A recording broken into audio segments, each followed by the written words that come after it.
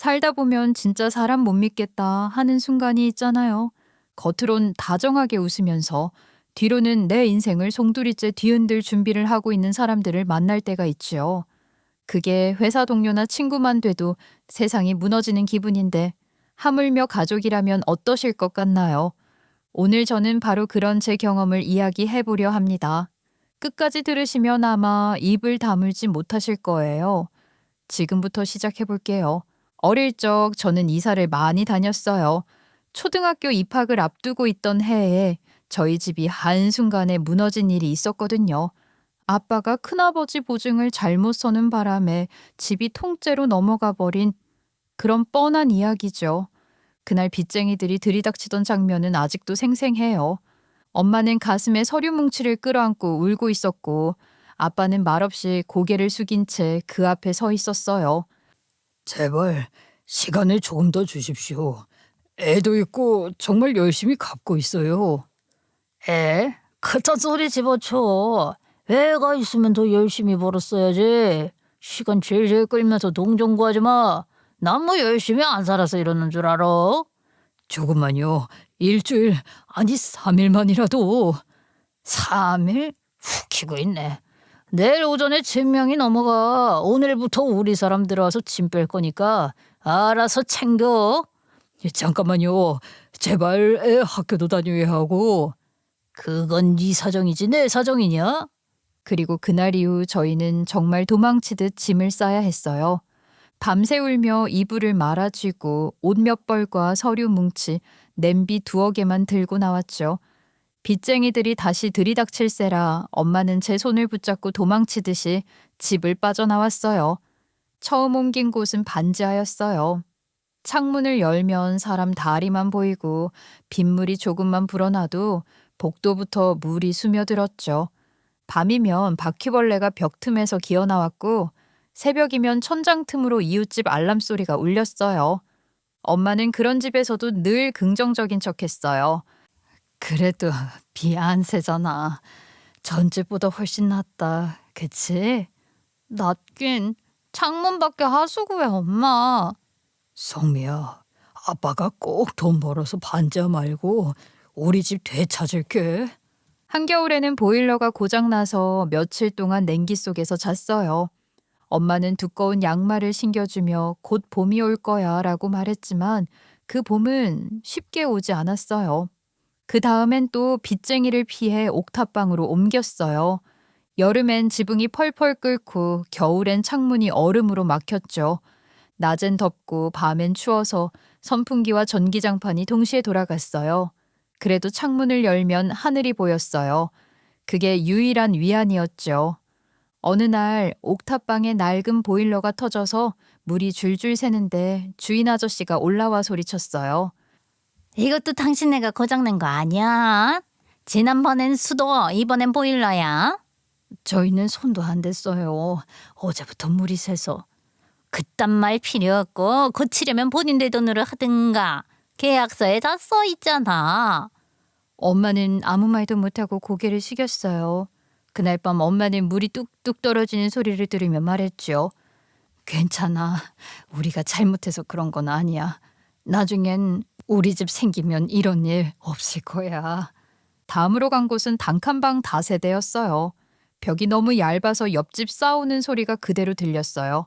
어떤 날은 욕설이, 어떤 날은 그릇 깨지는 소리가 들렸죠. 밤마다 무서워서 숨도 크게 못 쉬었어요. 그렇게 이사만 몇 번을 다니며 살았어요. 옮길 때마다 짐은 점점 줄어들었어요. 겨울엔 방바닥이 차서 발이 얼었고 여름엔 천장이 뜨겁게 달궈져 숨이 막혔어요. 냄새와 곰팡이에 익숙해질만 하면 또 이사를 했죠. 너희 집은 어디야? 놀러 가도 돼? 우리 집은 지금 공사 중이야. 정리되면 부를게. 거짓말이었죠. 초라한 집을 들키는 게 죽기보다 싫었어요. 교복에 밴 기름 냄새를 숨기려고 노력했지만 냄새는 지워지지 않았어요. 하지만 그런 집조차 결국엔 보증금마저 빚쟁이들이 빼앗아 갔고 저희는 살 곳을 잃고 말았죠. 그 이후 아빠는 공사판을 전전하며 객지에서 돈을 벌러 떠났고 엄마와 저는 엄마가 일하던 식당 뒤편 조그만 쪽방에 얹혀 살았어요. 그곳은 방이라 부르기도 민망했어요. 냉장고가 바로 옆에서 돌아가고 그 옆에 이불을 깔고 자면 밤새 냉기와 기름 냄새가 섞여 코로 들어왔죠.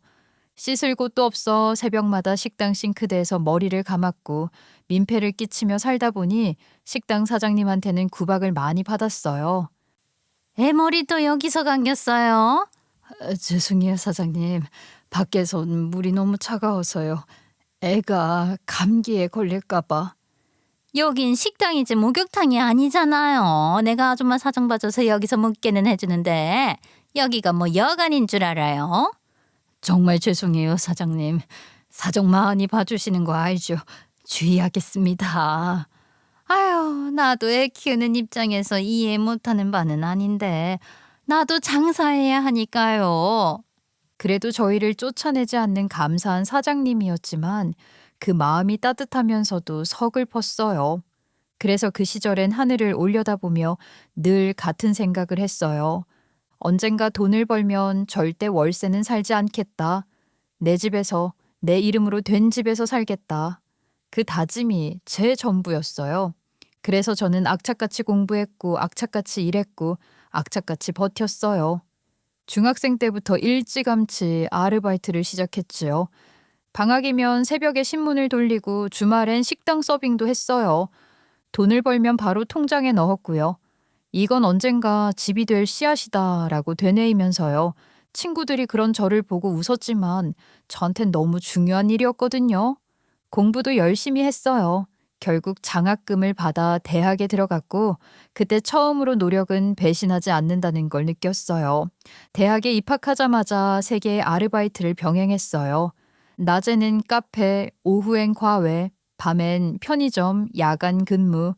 그때 손님이 거의 없던 시간에 혼자 계산대에 앉아 있으면 유리문에 비친 제 얼굴이 너무 초라해 보여서 괜히 눈물이 났어요.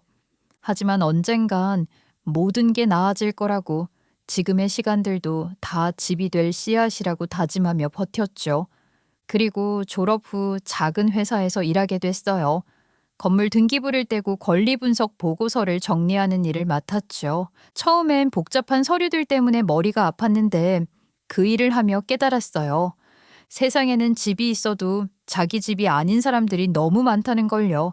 전세금이 묶여 꼼짝 못하는 사람, 보증금 문제로 세입자와 싸우는 집주인, 권리관계 꼬인 경매 물건에 얽혀 소송 중인 사람들, 그런 사람들의 얼굴은 어릴 적 저희 가족과 닮아 있었어요.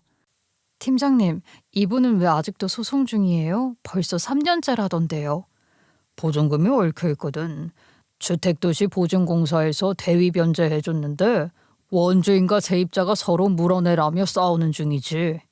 그럼 그동안 세입자는 어디서 살아야 해요? 글쎄, 대부분 친척집에 얹혀 살거나 고시원전전하지. 안타깝지만 이게 현실이야. 그 사람들 사정 듣다 보면 마음이 이상해지더라고요. 꼭 예전 저희 집 같아서였겠죠. 저는 본격적으로 경매와 공매를 공부하기 시작했어요. 처음엔 서류 하나하나 읽는 것도 버거웠지만 점점 재미를 느끼기 시작했습니다. 경매는 단순히 싸게 집을 사는 게 아니었어요. 사람의 사정과 권리를 함께 읽는 일이었어요. 등기부에 찍힌 글자 하나, 보증금 날짜 하나로 인생이 갈리는 걸 수도 있었거든요. 숫자 하나, 글자 하나에도 사람의 눈물과 사정이 숨어 있다는 걸 알게 됐죠. 그 후 몇 년 동안 저는 투자자들과 상담하며 실물을 쌓았어요. 위험한 물건을 피하도록 도와주고 권리관계가 복잡한 집을 정리해주며 사람들의 사정을 대신 풀어주는 일이었죠. 그렇게 하나둘 의뢰를 해결하다 보니 제 이름을 믿고 찾아오는 사람들이 생겼어요. 어떤 날은 하루 종일 계약서를 검토하다가 밤늦게까지 고객 전화를 받기도 했어요. 선생님, 이건 낙찰가만 보면 괜찮아 보여도 선순위 임차인이 있어서 위험해요. 그럼 어떻게 해야 하죠? 이미 입찰 신청해 버렸는데요. 일단 철회 가능하면 바로 하세요. 아니면 낙찰 후 배당 요구 종기일 전에 꼭 신고하셔야 해요. 이거 놓치면 손해가 커요. 그렇게 몇 년이 지나자 제 명함엔 경매 공매 컨설턴트라는 직함이 새겨졌어요. 작은 사무실에서 시작했지만 서류 위의 숫자와 글자 속에서 사람들의 삶을 되찾아주는 일이 제 인생의 의미가 되어 있었고 밤마다 싱크대에서 머리 감던 제 모습이 떠올랐어요. 그때 냉장고 옆에서 들리던 윙윙 소리, 엄마의 숨죽인 울음소리, 그 속에서 내 집을 갖겠다고 다짐하던 어린 제가 이제는 다른 사람들에게 그 집을 찾아주는 일을 하고 있었던 거예요. 그 시절 저는 하루에도 수십 건의 등기부를 검토하며 권리분석 보고서를 정리하는 일을 했어요. 그리고 그러던 어느 날 오래된 상가 건물의 임대 구조를 조사하러 현장을 나갔다가 남편을 처음 봤죠. 건물 벽에 임대문이 종이가 붙어 있었고 그 앞에서 남편이 도면을 들여다보고 있었어요. 알고 보니 당시 남편은 근처에서 작은 빵집을 운영하던 사람이었고 그 자리에 카페 겸 베이커리를 확장하려던 중이었어요. 하지만 건물은 임대차 계약이 겹치고 전세금 반환 소송까지 얽혀 있어 권리관계가 꽤 복잡했죠. 저는 남편에게 안전하게 계약을 진행할 수 있는 방법을 자문해줬고 실제로 임대 계약 조건을 정리하는 과정까지 도와주게 되었어요. 그렇게 몇 번의 미팅과 연락이 오가면서 일 얘기뿐 아니라 서로의 일상 이야기도 자연스럽게 나누게 됐어요. 남편은 새벽마다 빵을 굽고 낮은 손님을 맞으며 하루를 보내는 성실한 사람이었고 저는 숫자와 서류 속에서 일하는 사람이었어요. 전혀 다른 세상에 살던 두 사람이었지만 일 얘기로 시작된 인연은 점점 가까워졌고 서로의 일과 삶을 존중하며 자연스럽게 연애로 이어졌죠. 그렇게 2년쯤의 시간을 함께 보내고 저희는 결혼했습니다. 시간은 소박하고 따뜻한 사람들이었어요. 시모는 신혼 초부터 늘 반찬을 싸서 보내줬어요. 깻잎, 멸치볶음, 장조림, 도시락통마다 정성이 가득했죠. 이건 내 입맛엔 좀 짤 수도 있다. 그래도 밥 비벼 먹으면 맛있어. 어머니, 이렇게까지 안 하셔도 되는데요. 너무 감사해서 어떡하죠? 무슨 소리야? 넌 이제 우리 딸이야. 며느리 아니고 딸. 엄마가 딸 챙기는 건 당연하지. 내가 아들만 둘이잖니. 우리 딸 삼아야지. 그 따뜻한 말에 마음이 녹았어요. 진짜 가족이 된 기분이었어요. 시부 역시 푸근한 사람이었어요. 동네 어르신들과 마주칠 때마다 제 얘기를 꺼내며 자랑하고 다니곤 했죠. 우리 며느리가 바로 경매 전문가야. 뉴스에 나오는 그런 거 본 적 있지? 그게 우리 며느리가 하는 일이야. 그런 거 하려면 머리 좋아야 한다던데. 그럼 우리 며느리가 얼마나 똑똑한데. 결혼 후 몇 년간은 정말 평탄했어요. 저는 여전히 서류와 숫자 속에서 살았고 남편은 새벽마다 빵을 굽고 낮은 손님을 맞으며 하루를 보냈어요. 남편의 빵집엔 손님이 점점 많아졌고 시모는 늘 웃으며 말했어요. 이게 다 우리 며느리 덕이지. 우리 성미가 눈이 좋아서 이런 자리 얻은 거잖아. 그래, 우리가 며느리 복은 있단 말이지. 그러던 어느 날 밤이었어요. 하루 종일 바쁘게 서류를 정리하다 이제 막 노트북을 덮으려던 순간 전화벨이 울렸어요. 화면에 어머님이라는 이름이 떴지요. 평소 늦은 시간에 연락하는 분이 아니었기에 순간 심장이 철렁했어요. 전화를 받자마자 떨리는 목소리가 들려왔어요. 큰일 났다 아가야. 너희 아버지가 서방님 보증을 서줬는데 그게 지금 다 한다니 일이 터졌어. 은행에서 집이 경매 들어간대. 어쩌면 좋니? 무슨 말씀이세요, 어머니? 집이 경매라뇨? 모르겠다. 나도 지금 정신이 없어. 서류가 막 날라왔는데 발간 도장 같은 게 찍혀 있고 은행에서 전화도 오고.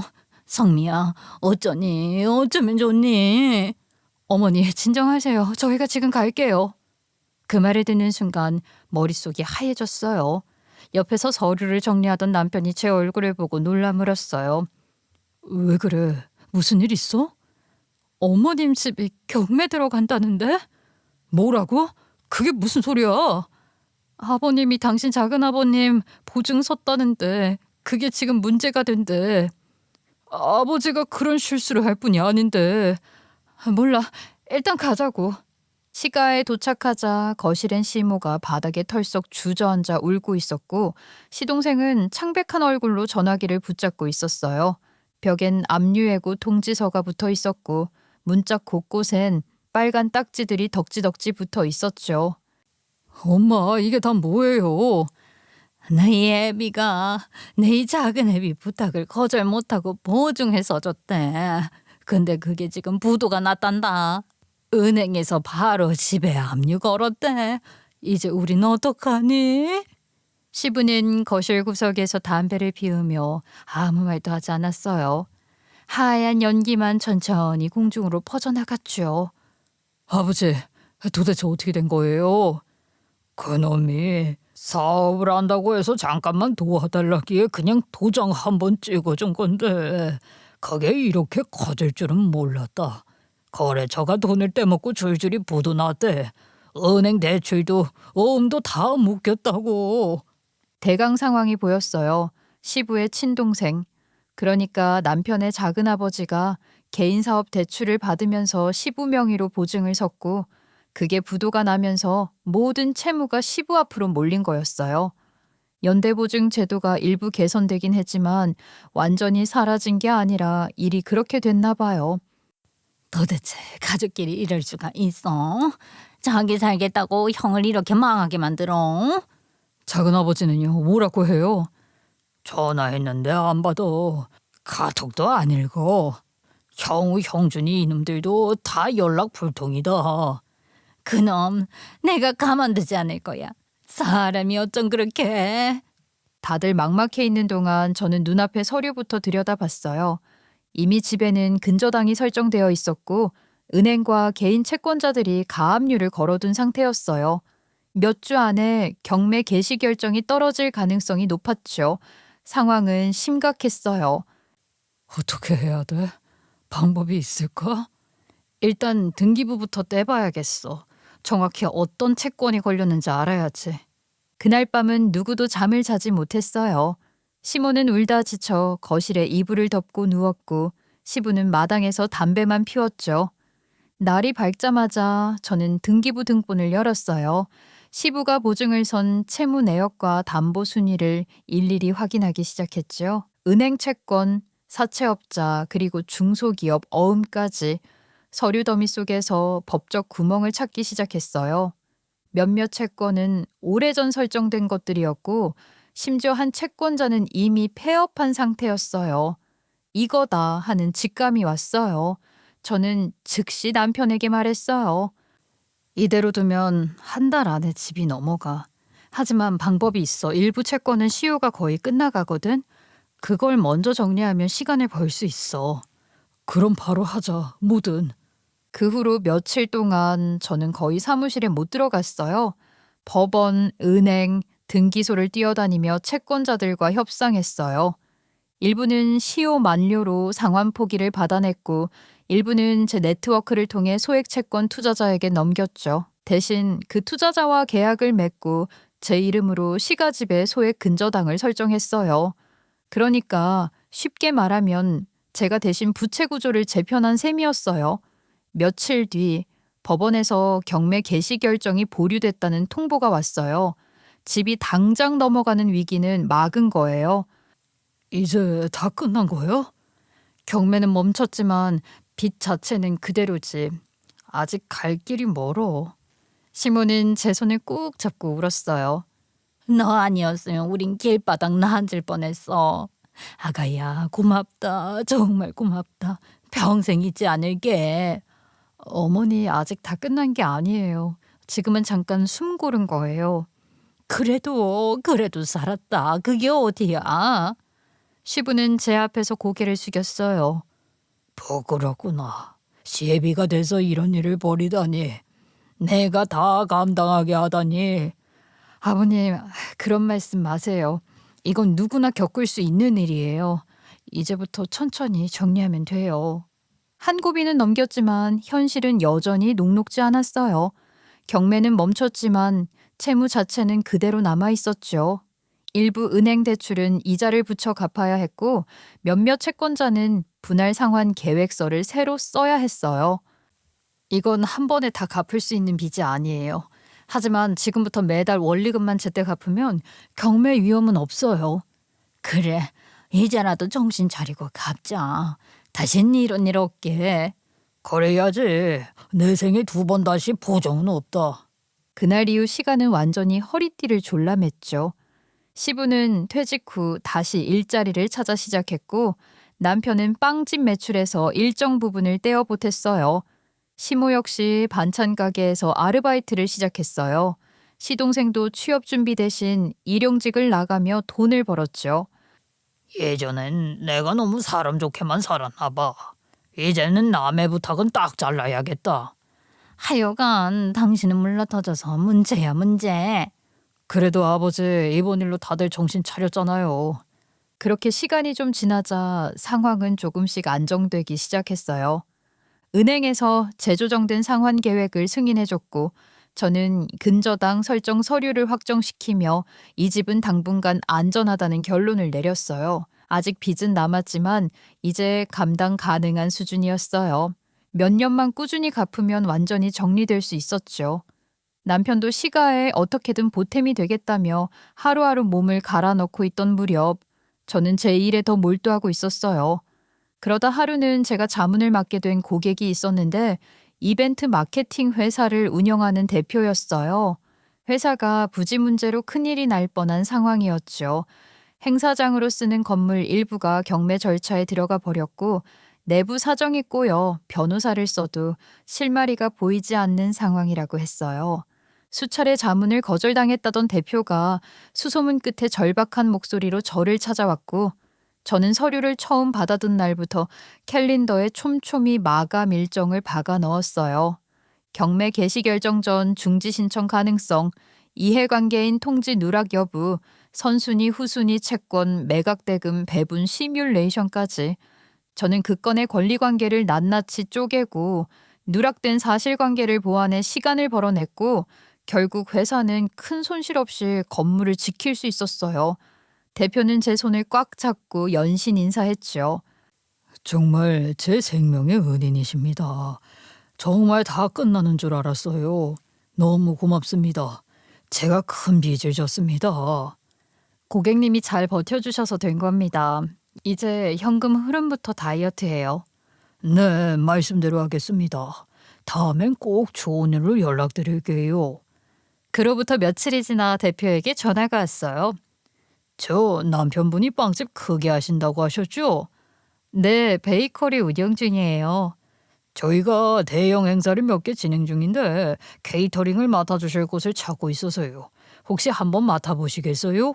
대표가 소개해준 행사는 입점업체 수십 곳이 참여하는 대형 박람회였어요. 하루 방문객이 수천 명에 달하는 규모라 남편은 처음엔 망설였지만 좋은 기회라 승낙했죠. 그리고 그날부터 빵집은 전쟁터가 됐어요. 새벽부터 반죽기를 돌리고 오전엔 굽기와 냉각, 오후엔 데코와 포장까지 숨 돌릴 틈이 없었죠. 직원들만으로는 부족해 온 가족이 총동원됐죠. 크루아상 샌드, 레몬 타르트, 티라미수 컵, 가나슈 쿠키, 미니 머핀 세트 등 메뉴를 10가지 넘게 만들었고 온도 유지가 중요한 디저트류는 냉장 보냉 박스로 분류했어요. 시부는 배달 동선을, 시모는 포장을, 시동생은 재고 관리를 맡고 저는 스케줄과 발주량을 총괄했죠. 행사 전날에는 매장 불이 밤새 꺼지지 않았어요. 오븐에서 크루아상 냄새가 퍼지고 식힌망 위엔 디저트가 끝도 없이 쌓였죠. 피곤했지만 다들 얼굴엔 긴장 대신 기대가 가득했어요. 행사 때 반응은 너무 좋았어요. 모두가 만족하며 디저트를 드셔주셨고 아주 성공적으로 끝이 났죠. 그리고 그 다음 주부터 각종 행사, 기업 세미나 등에서 디저트 케이터링 요청이 폭발적으로 들어오기 시작했죠. 전화벨이 쉴 새 없이 울렸고 매일 하면 견적 문의가 쌓였어요. 아이고 이게 꿈인가 생시인가. 전화가 끊이지를 않네. 이번 주는 내가 납품만 도와도 하루가 다 가겠구먼. 그때부터는 정말 가족 사업이 됐어요. 시부는 납품 스케줄과 배달 동선을 잡아주며 실무 한복판으로 들어왔고 시모는 주문 전화와 손님 응대, 포장 아이디어까지 내며 매장 운영을 꽉 잡았어요. 시동생은 장부와 재고를 도맡아 매일 저녁 재고표를 업데이트했지요. 그러면서 사업은 빠르게 성장해 나갔어요. 시가 사람들은 다들 바쁜 와중에도 싱글벙글이었고 그러던 중 저희 엄마 칠순이 몇 달 앞으로 다가왔어요. 장모님 선물 뭐 해드리지? 마음 같아서야 뭐 차라도 한 대 뽑아드리고 싶은데. 당신도 알다시피 매출은 높지만 그게 다 빚 갚는 데 들어가는 중이라. 에이, 그럼 엄마는 큰 거 바라지도 않으셔. 아, 며칠 전에 뵀을 때 휴대폰이 자꾸 꺼지더라. 최신 폰 하나 해드릴까? 좋다. 그럼 우리 둘이서 돈 합쳐서 제대로 된 걸로 해드리자. 시모 역시 엄마 칠순에 뭐라도 해드리고 싶다고 하셨어요. 그 사부인 칠순이지. 그대 음식은 걱정 말아라. 우리가 아주 최고로다가 뽑아줄 테니까. 감사해요, 어머니. 그 사이에도 일반 케이터링은 계속 들어왔고 남편은 열심히 일했어요. 매출은 안정적으로 올랐고 빚도 줄여나갔죠. 엄마 칠순을 며칠 앞둔 어느 저녁이었어요. 남편은 평소보다 한참 늦게 들어왔죠. 왜 그렇게 전화를 자주 해? 무슨 일 있어? 내일 모레 엄마 칠순이잖아. 전에 폰 사드리자고 했던 거 기억나? 난 또 뭐라고. 내가 이런 말은 안 하려고 했는데 당신은 우리 집에 해준 게 뭐가 있는데 그런 말을 쉽게 해. 바빠 죽겠는데 와서 손 한 번 보탠 적도 없잖아. 가게 일 한 번이라도 도와준 적 있어? 주문 하나라도 대신 받은 적 있어? 오늘만 해도 그래. 지금도 내가 얼마나 힘들게 일하고 들어왔는데 뭐? 장모님 최신 휴대폰? 나 참 말은 잘해. 그럼 엄마 폰은 그냥 없는 일로 하자고? 정해주고 싶으면 당신이 사면 되잖아. 몰라. 난 피곤하니까 알아서 하든가. 남편은 수저를 내던지듯 놓고 그대로 방으로 들어갔어요. 그 문 닫히는 소리가 귀에 박혀 한동안 식탁에 멍하니 앉아 있었어요. 사실 남편이 변했다는 느낌은 이번이 처음은 아니었어요. 최근 한두 달 사이 남편은 사소한 말에도 신경질적으로 반응했고 퇴근도 부쩍 늦어졌어요. 그리고 전화를 받으면 꼭 다른 방으로 들어가거나 메신저 알림을 급히 끄곤 했죠. 처음엔 거래처 문제겠거니 행사 일정이 빽빽하니 스트레스겠거니 했지만 단순한 일 얘기엔 없는 종류의 긴장감이 느껴졌어요.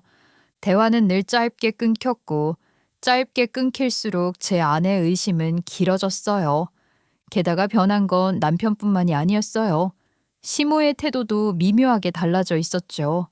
예전엔 모든 사소한 것까지 제게 상의하던 분이었는데 요즘은 어딘가 닫힌 문을 느끼게 했어요. 우리 가족 사업이니까 우리끼리 얘기할 일이야. 너도 바쁠 텐데 괜히 우리 비즈니스까지 신경 쓸 거 없다. 어머니, 몇 달 전까진 제가 계약서도 보고 정산도 같이 했잖아요. 그땐 그랬지. 근데 이젠 우리도 좀 해봐야지. 너도 바쁘지 않니? 우리끼리 할게. 말끝에 미세한 차가움, 우리끼리라는 말의 두꺼운 벽이 묘하게 마음에 남았어요. 그 순간부터였어요. 저는 제가 빠져 있는 어떤 판이 제 눈에 보이지 않는 자리에서 이미 깔리고 있다는 걸 강하게 느꼈죠. 그리고 뭔가 쎄한 아주 기분 나쁜 예감이 들더라고요. 그런 예감은 무시할 게 못 되잖아요.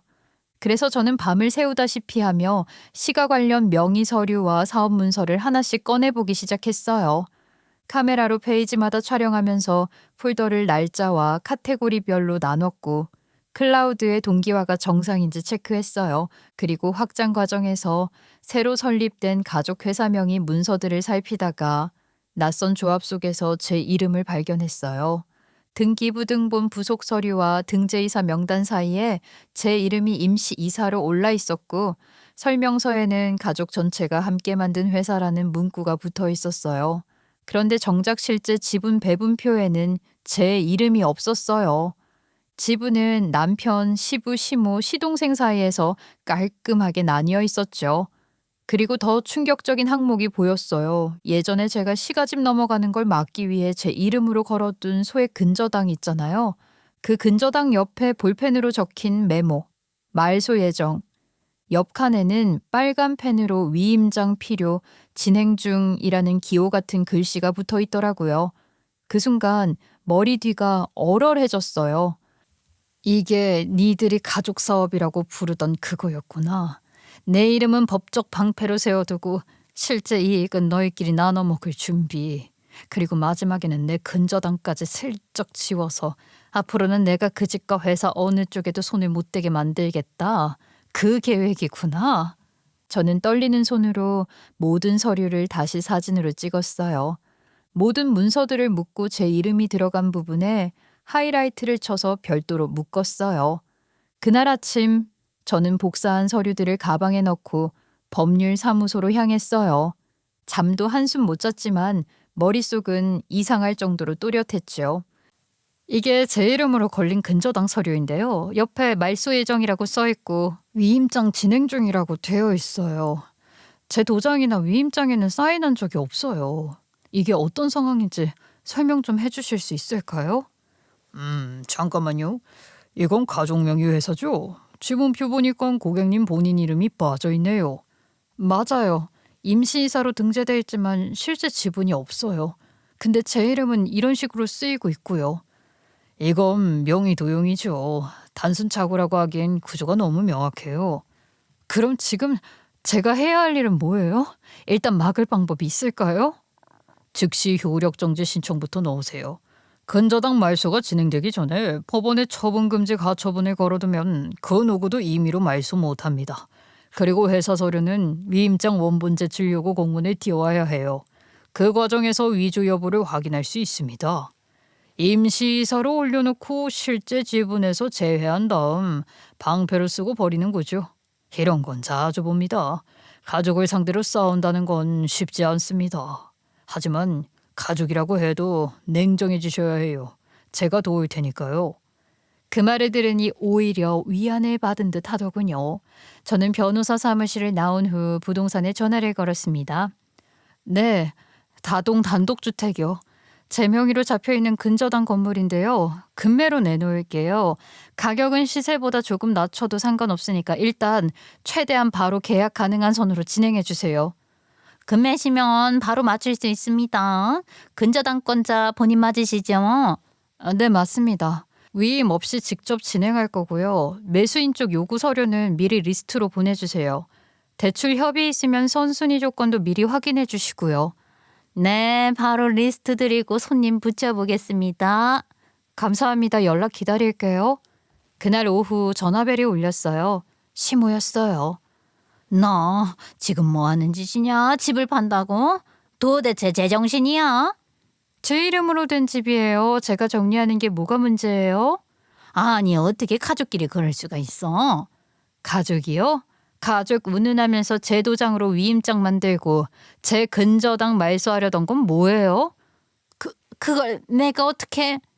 그날 저녁 시부, 시모, 시동생이 한꺼번에 들이닥쳤어요. 전 여유롭게 그들을 맞았죠. 여보, 왜 이렇게 극단적으로 나가? 다 오해야. 일단 조금만 진정하고 얘기하자. 오해인지 아닌지는 이걸 보고 내 이름으로 된 근저당 말소 신청서 초안, 제 인감증명 첨부칸까지 마련돼 있더라. 그리고 이건 내 위임장 초안, 내 동의 없이 내 도장을 전제로 만들어놨지. 이게 실수니? 오해야? 아가, 그건 말 그대로 초안이었어. 우리가 내게 말하려던 참이었어. 말하려던 참이었으면 왜 임시이사 등재부터 제 이름을 올렸죠? 지분표엔 제 이름을 빼고. 그거까지는 우리가 잘 몰랐다. 우리가 이런 쪽에 문외 아니잖니. 아주 야무지게 등쳐먹을 준비를 해놓고 문외한? 웃기지도 않네요. 다들 집 때문에 일어나 본데 늦었어요. 집은 이미 금매로 내놨어요. 계약 곧 될 거고요. 너 미쳤어? 그럼 우리 다 거리로 나앉으란 소리야? 저도 그렇게 될 뻔했죠. 그쪽들 덕분에요. 그건 아니지. 아무리 그래도 우리가 그렇게까지 하려고 했겠니? 글쎄요. 내가 느끼기엔 별로 다르지 않은 것 같은데. 시모가 바닥에 주저앉아 울음을 터뜨렸고 시동생은 끝내 아무 말도 못한 채 양손을 모은 자세로 서 있었어요. 남편이 창문가로 다가가 커튼을 젖히고 한숨을 길게 내쉬더니 고개를 돌렸어요. 아가, 미안하다. 그래, 네 말이 맞다. 널 속이려고 한 건 미안하지만 꼭 이렇게 해야겠니? 네, 꼭 이렇게 해야겠어요. 이제는 제가 얼마나 만만하게 보였는지 똑똑히 아셔야 하니까요. 매정하다고 생각은 마세요. 처음 칼을 든 쪽이 누군진 우리 다 알잖아요. 그 밤은 길게 늘어졌지만 저는 한순간도 물러서지 않았어요. 대화는 수차례 돌고 돌았고 결국 시간은 말이 막힌 듯 자리에서 일어났어요.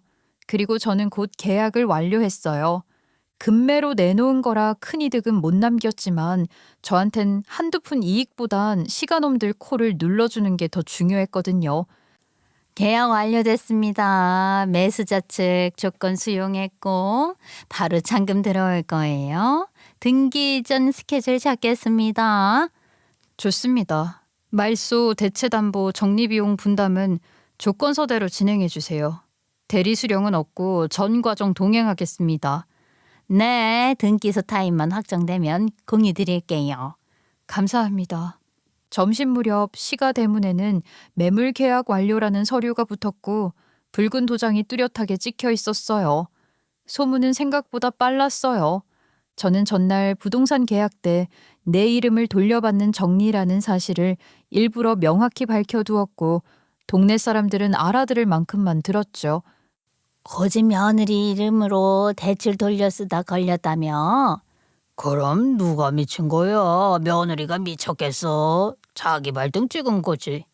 그러게 며느리 손으로 살려놓은 집을 다시 빼앗으려 들었다던데. 시모는 시장에서도 고개를 제대로 들지 못했고 이웃들이 마주쳐도 눈을 피했대요. 동네 토박이로 몇십 년 쌓아 올린 체면이 하루아침에 깨지듯 내려앉았죠. 한때 가족 사업하며 사이 좋다 하는 말을 들으며 부러움을 샀던 그 집은 며느리 벗겨먹는 집안이라는 낙인을 잠시나마 감수해야 했어요. 처음부터 제가 그런 조롱을 원한 건 아니었지만 솔직히 좀 꼬숩긴 하더라고요. 그와 동시에 저는 다음 수순을 밟았어요. 제가 보관하던 위임장 사본, 임시이사 등재 관련 문서, 근저당 말소 추진 흔적, 지분표와의 불일치 자료를 정리해 관할구청과 세무서에 공식 제출했어요. 명의 위조 가능성과 부당 서류 작성 의혹에 대한 내부 조사를 요청한 거예요. 신고가 접수되자 파장은 빠르게 번졌어요. 납품받던 회사들이 안전을 이유로 계약을 하나둘 중단했고 행사용 케이터링 발주도 줄줄이 끊겼어요. 게다가 저는 위생신고도 병행했거든요.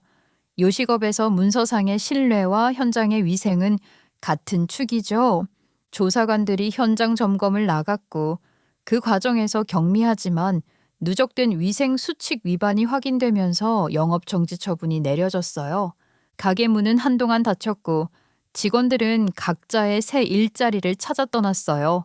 시부모는 망신스럽다며 친구 모임을 나가지 못했고 시동생은 가족회사 이사 명단에 본인 이름이 올라있는 탓에 행정조사 출석 통지를 연달아 받았죠.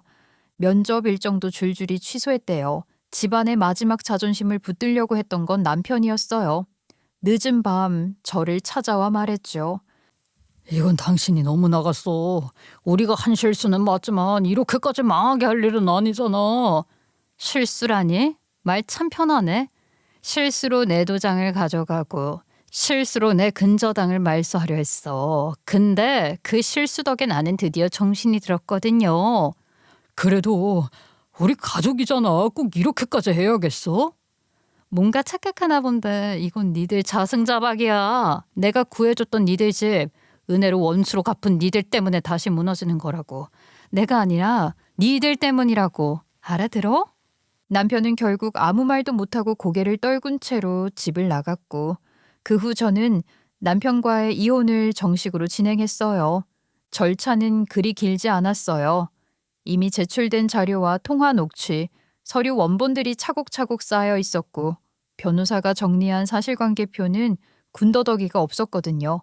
조정기일에서 서로의 입장은 마지막으로 한 번 더 평행선을 그렸고 재판부는 제 손을 들어줬어요. 그렇게 저는 이혼을 했습니다. 전 남편은 명의도용과 문서위조 시도 혐의로 벌금형을 받았고 이혼 판결문에는 재산권 침해 및 정신적 피해 보상이라는 문구가 명확히 기재되었어요.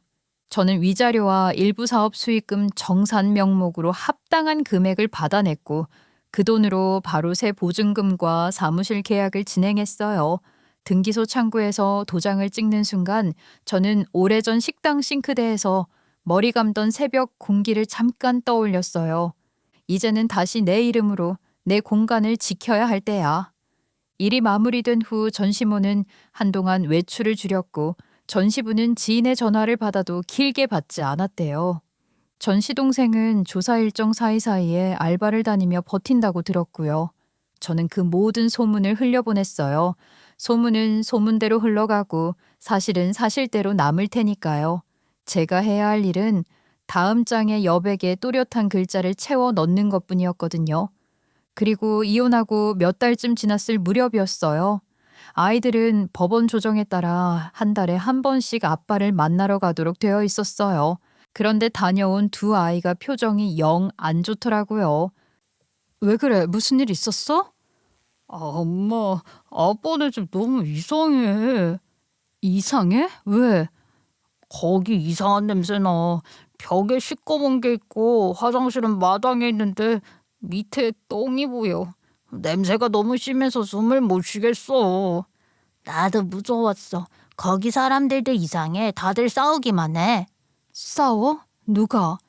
할머니랑 아빠랑 또 삼촌이랑 밥 먹으면서도 계속 큰 소리로 싸워. 그 말에 저는 숟가락을 내려놓았어요. 아이들이 무슨 말을 하는 건지 뻔히 알겠더라고요. 한때 잘 나간다고 으스대던 그들이 결국 서로를 원망하며 벽지에 곰팡이 핀 방에서 부대끼며 살고 있다는 게 그려졌어요. 알고 보니 전 남편은 빚을 갚느라 결국 전시부, 전시모, 전시동생과 한데 모여 살고 있대요. 내 식구가 좁아 터진 방 하나를 얻어 지내는데 벽지는 눅눅하게 젖어 곰팡이가 군데군데 피어 있고 화장실은 마당에 붙어 있는 푸세식이라 밑이 훤히 보이는 상태인 거죠. 겨울엔 찬바람이 틈새로 스며들고 여름엔 악취와 벌레가 들끓는다고 했어요. 아이들은 냄새 때문에 밥도 못 먹겠다며 고개를 절레절레 흔들었어요. 엄마, 거기 진짜 무서워. 다들 얼굴만 봐도 싸워. 진짜 무섭게 싸워. 할머니는 누워만 있고 할아버지는 담배 피우고 아빠는 늦게 들어오면 또 소리 지르고. 나 거기 다시는 가기 싫어. 그래, 그럼 이제 아빠 보러 안 가도 돼. 니들이 가기 싫으면 안 가도 돼. 전 남편과 그 집 식구들이 제 이름을 이용해 얻으려 했던 건 결국 한순간의 허영이었어요. 그리고 저는 알았어요. 가장 무서운 건 바로 욕심이라는 걸.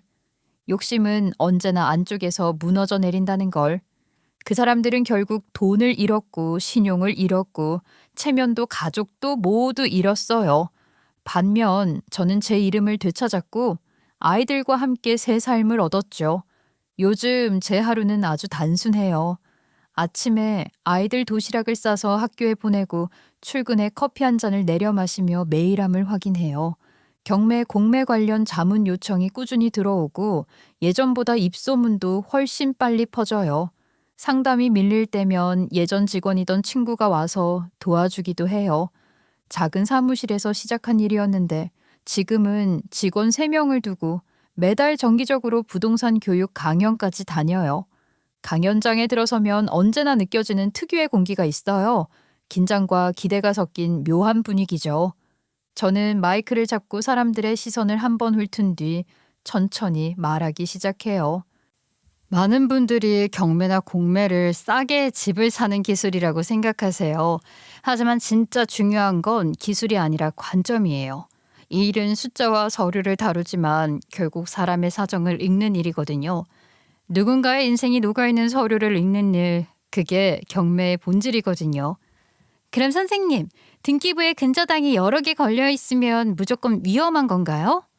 좋은 질문이에요. 근저당이 많다고 무조건 피해야 하는 건 아니에요. 그 순위가 중요하죠. 예를 들어 은행 근저당이 1순위고 개인 채권이 2순위라면 낙찰가로 은행 대출만 정리돼도 개인 채권은 소멸될 수 있어요. 그래서 숫자보다 순위를 읽는 눈이 필요합니다. 저는 경매로 찻집을 사고 싶은데 권리 분석이 너무 어렵더라고요. 초보자는 뭘 제일 조심해야 할까요? 첫 번째는 점유자예요. 그 집에 누가 살고 있는지가 가장 중요하죠. 실제 거주자가 세입자인지 소유자 가족인지 불법 점유자인지에 따라 인도 절차가 완전히 달라져요. 감정가보다 그 한 줄의 임차인 현황이 훨씬 큰 리스트예요. 강연장은 고개를 끄덕이는 사람들로 가득하곤 합니다. 경매는 결국 사람을 읽는 일이에요. 문서 속 숫자만 보지 말고 그 숫자 뒤에 사정을 읽으세요. 그러면 남들이 위험하다고 외면한 물건에서 기회를 발견할 수 있을 거예요. 제가 지금까지 경험해온 것들을 나누고 도움이 될 수 있다는 건 참 보람된 일인 것 같아요. 얼마 전 저희 아이들은 명절을 맞아 전시가에 다녀왔어요. 들어보니 전시모는 여전히 허리 아프다고 누워 지내고 전시부는 옆에서 담배를 피우며 하루를 보낸다고 들었어요. 전시 동생은 방 한 구석에서 휴대폰만 붙잡고 있고 전 남편은 하루 종일 오토바이를 타며 배달 일을 한다더군요. 그리고 밤늦게 들어와서는 또 싸운대요.